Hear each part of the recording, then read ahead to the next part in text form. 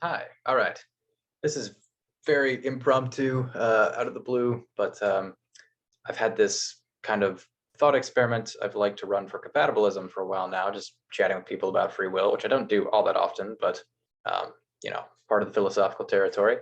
And I kind of wanted to just post a video about it, see what people think.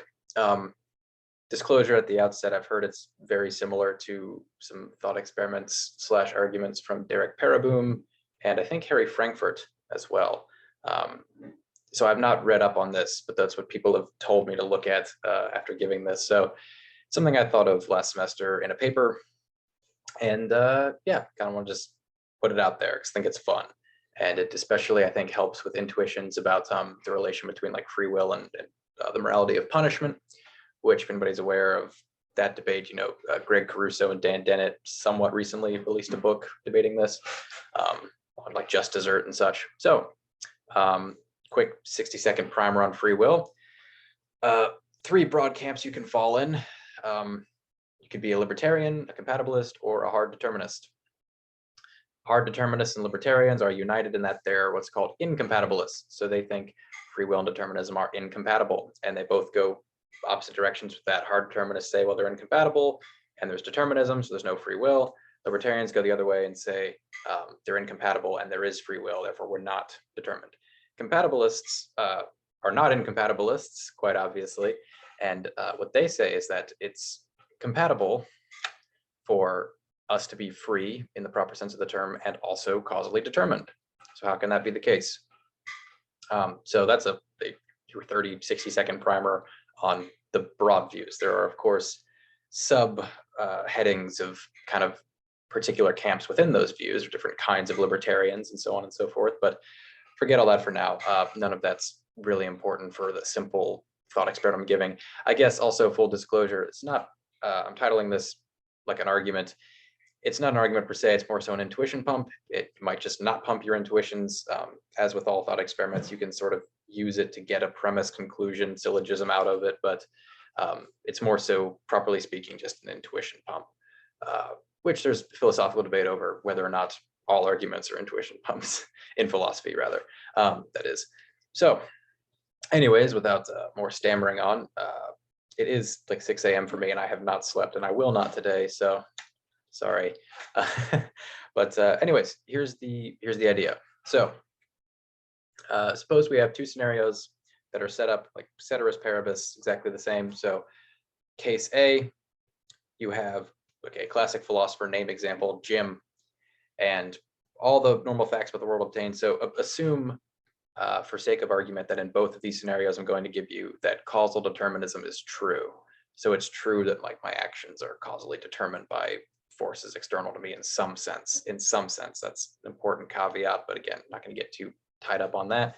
I don't like how the background fucks with my hand like this. Anyways, so case A, Jim shoots and kills somebody. I don't know, Bob. I'm really creative right now. So Jim shoots and kills Bob.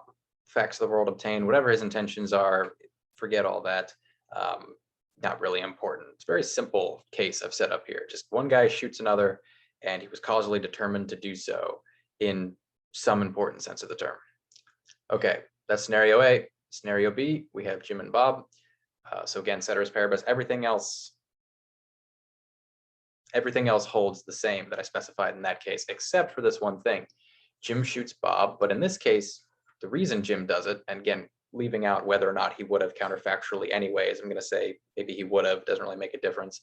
But an alien parasite has entered his brain and mind controls him, and it's in such a strong sense that like he's piloting Jim's body to point, shoot the gun, kill Bob. So here are our two cases, only difference being the parasite in the latter case. You'll probably see where this is going. The intuition this is supposed to pump is that we stipulated that in case A there's causal determinism and in case B there's causal determinism. However, it seems like in the latter case, in case B, where Jim's controlled by the alien parasite, he's determined in a different sense. He seems less free or not free, whereas if everything else obtains except the parasite and he performs the action, even if causal determinism is true, it seems like he's in an important sense responsible for, or the proper cause of his action, whereas he doesn't seem to be the proper cause in the alien parasite case. And so really the dilemma is supposed to be this. For the non-compatibilist, these cases are indistinguishable, or they're supposed to be indistinguishable in some important sense. What I mean by that is they wouldn't, if you're maybe say if you're a hard determinist of some sort, like Greg Caruso or something, and you think punishment is wrong because of facts about free will, well, you just have to say that he deserves to be punished equally in both cases in some sense. Or maybe you wouldn't say that, but or exactly that. But the intuition being pumped again is that there seems to be something different about what we think of Jim and what we say, and not only what we think of him. I mean, this is connecting up to the punishment side of things I was talking about. So we obviously evaluate him differently, I think, morally, in the case where he is properly speaking the causal nexus of his action, as opposed to the case where the alien is. And I think that captures something.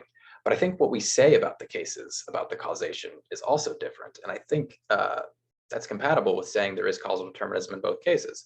Going back to this point about moral evaluation, what motivates compatibilism, I think, is that, to me, there obviously seems to be something different between these two cases. In the latter case, where the alien's piloting his body, I wouldn't put Jim in prison.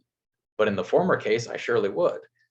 And so what is doing the work there of capturing our different evaluations of his action? And I want to say that in the former case, even though he's causally determined, he's free. And the reason being that the kind of causal determinism that's occurring in that case, as opposed to the alien case, is compatible with him being free. And so the compatibilist point is that, or at least one compatibilist point or view, is that what's necessary to say that I'm free, what's necessary for free will in the important sense, is that my action truly and really results from me. Like I am the one who performs it. It's like my internal mechanisms. And so even if I'm determined in some sense, it seems like I am importantly free because, well, the action results from me. What more could I want from freedom than that? I'm not making this point here extremely clear. Nicholas Rescher has an essay in his book, Philosophical Inquiries, which I have around here somewhere. I don't know where. Did I lend it to somebody? No, it's around here somewhere. But in any case, that makes all the points I want to make rather clearly. So does some of what Dan Dennett says. But so I'm not doing a great job of drawing out all the important philosophical implications of the case. But I think the way the case is stated is at least clear enough such that you probably get the gist of what I'm getting at or going for, what I'm up to with constructing and presenting this case. And so again, it might just come down to the fact that it doesn't pump your intuitions the same way it does mine. You might just say, nope, he's determined equally in both senses. So I've had libertarians say this in response to me. So you might think that, but I don't know. It's maybe just an intuition class. Intuition clash.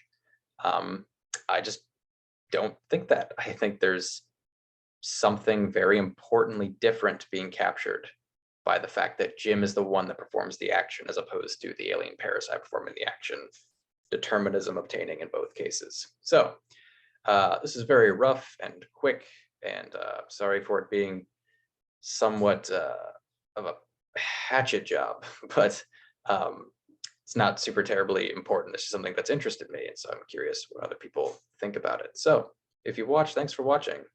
See you in future content if I get around to making any of it.